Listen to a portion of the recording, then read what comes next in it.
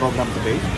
Sa ngayon po ay we are celebrating two important events. That is Breastfeeding Week and at the same time Trophoblastic Diseases Awareness Week.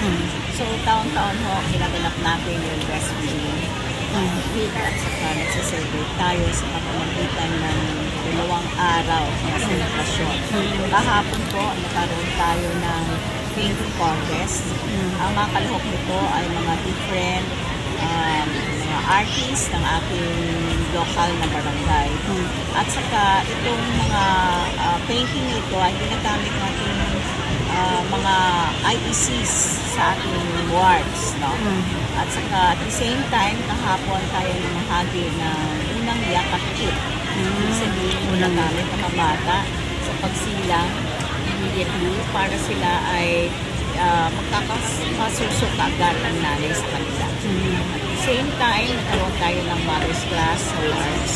At ngayon ay meron tayong late course at meron tayong dalawang importanteng lectures.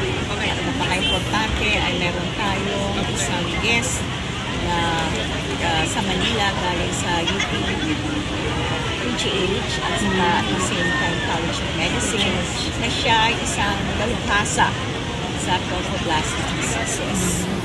Paano ho ba kahalaga, Doc, na magkaroon po ng mga ganitong inisyatiba ang CRMC? Kailangan natin pa-aware ang ating mga kababayan, lalo na sa importansya ng pag-breastfeed. Lalo na ito ngayon na napakaraming sakit na, no? Para sa ating, dahil sa ating climate change. No? So, napaka-importante ng mga nanay ng institusyon.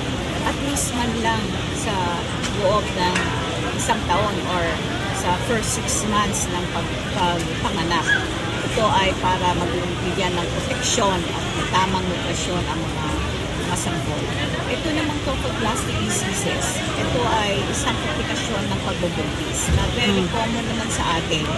Instead na magiging bata, ito ay nagiging tumor. Kung ito ay maagapan agad at malagyan ng lunas, ito ay hindi magkakaroon ng matinding komplikasyon. Pero, pag ito ay mapabayaan, ito ay makaka-cancer at makakos ng pagkamatay ng nanay. So, napaka-importante ito para mapa-aware ang mga babaihan, pamilya, na kailangan magpakonsulta agad. Ang tema naman ng breastfeeding natin ay kailangan natin i-emphasize na pagpapasuso ay hindi lamang obligasyon ng nanay. Kung hindi, ito ay kailangan din ng suporta ng pamilya, ng komunidad, ng ating mga barangay health centers para matugunan kung ano man ang mga reklamo ng nanay tungkol sa pagpapasuso. At ito naman pong ating Trophoblastic Diseases Awareness Day ay ang tema naman ay kailangan i-emphasize na kailangan natin ng caregivers para tayo ay magkaroon ng katugunan ng kanilang sakit. Kailangan din ng suporta sa kapamilya at at the same time sa community. Kaya ang ating tema ay ito ay kadina, community purpose, kadamay sa pamilya at katropa. So napaka-important. With these initiatives, Doc, ng CRMC under your department, ano po ang mensahe ninyo sa lahat ng makakapanood po nito? So, bago po yung mensahe, Doc, ano po yung dapat gagawin para maiwasan itong trophoblastic disease sa ating mga women? So, itong yung management natin ito ay dahil din kung minsan sa maling hindi tama hindi angkop na nutrisyon ng ating kababaihan. So, pwede itong maging komplikasyon sa pag-pregnant. Hindi lahat ng mga pagbubuntis ay talagang magiging bata. Pero ang pinaka-importante ay kailangan nila kaagad yung pa-check up para malaman ito at nabigyan ng lunas.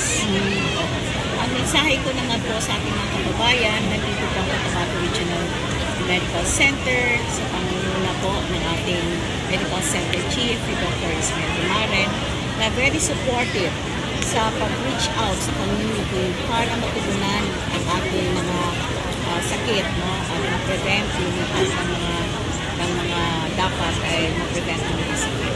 So, nandito po ang obstetrics and gynecology na palagi pong nag-reach out sa communities at sa mga tao sa Cotabato City at sa mga parating natin mga pook para i-aware kayo at magkaroon tayo ng partnership sa pagsugpo ng mga sakit at sa maagang magpa-check up para ma-prevent yung mga sakit. Kung wala po kayo, lalo na kayo din sa media, na nandyan at talagang nagsusuporta sa amin, hindi po natin mabigyan ng lunas ang problema lalo na dito sa Bangsamoro region na napakataas ng maternal morbidity. So, I hope na nandito palagi kayo para magsuporta at magiging partner namin to promote health para sa ating region. Ako, pahabol na kasi we understand breastfeeding month ngayon, may mga inverted nipple ng mga mother. Lalo-lalo na kung working mother sila. So, advisable ba yung i-preserve or another mother ang kukunan nila ng breast milk tapos i-preserve nila? Advisable po ba yun? Actually, yung inverted nipple naman, magkakaroon po, hindi po yun isang hadlang para hindi mapapasuso. Magawan po yan ng lunas kasi hindi naman kailangan yung nipple at walang pinagsuso para lang magkaroon ng successful breastfeeding. At saka yung milk banking, no? Ito po ay isang proyekto na talagang sinusulong ng Cotabato Regional Hospital na magkaroon tayo ng milk bank. Yan sinasabi mo na kailangan ng ibang nanay. Other mothers to give milk for the preterms or those that cannot breastfeed. Sana matugunan namin yan kung hindi na yung taon na ito sa next year. Pero kami ay talagang strongly supports na magkaroon tayo ng milk bank kasi walang milk bank dito sa Central Mindanao. So kasi kailangan din natin i-screen yung mga nanay na nagbibigay, kailangan natin i-pasteurize yung milk bago mabigay sa ibang bata. Kanino po galing milk bank? Is it donated by ng DOH or MOH yung milk bank o galing po sa inyong work financial plan? So, na-chat po sa work and financial plan namin.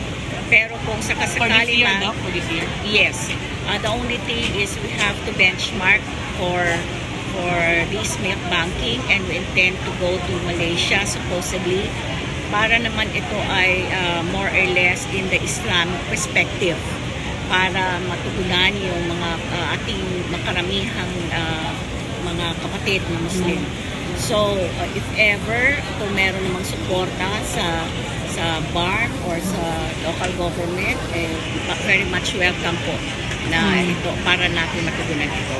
And this will, if ever we'll have this, then it can support even not only Cotabato City but even other parts of the region.